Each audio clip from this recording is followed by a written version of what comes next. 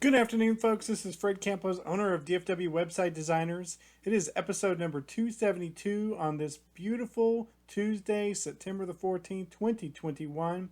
This is your 3 business tips at 3 o'clock in and around 3 minutes.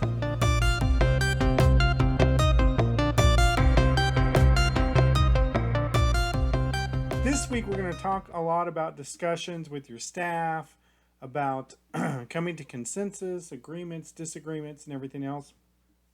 Today, we're going to talk about how you would handle disagreements with your executive staff or with your management team.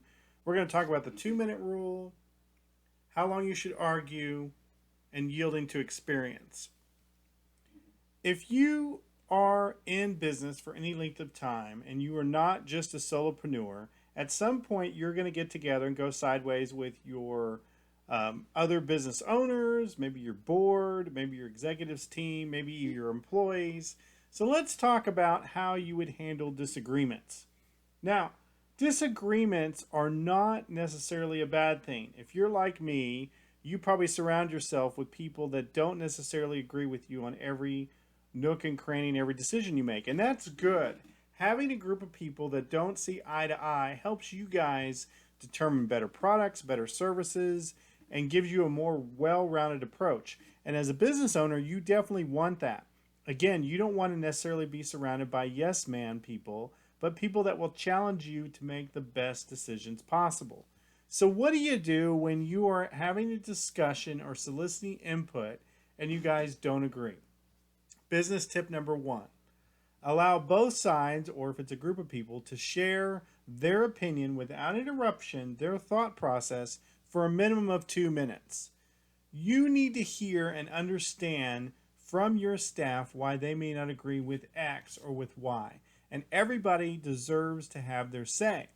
Odds are that you will get a different perspective and understanding, and you should create a culture that is allowed to have disagreements and to debate or argue them in public without any interruptions.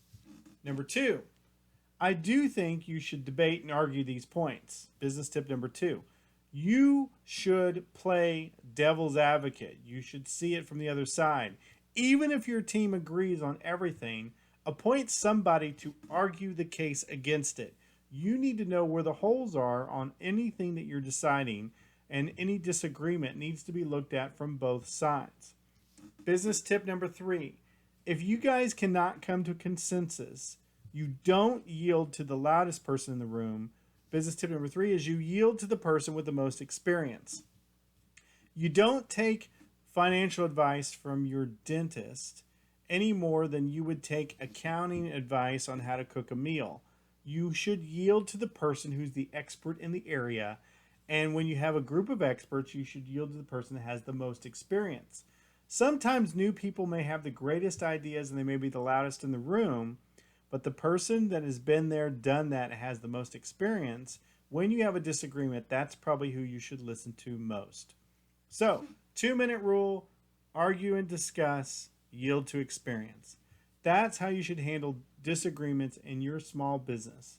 That's what I'm learning today. Anything I learn, I throw over the fence, because I want you guys to be awesome and go back to sleep.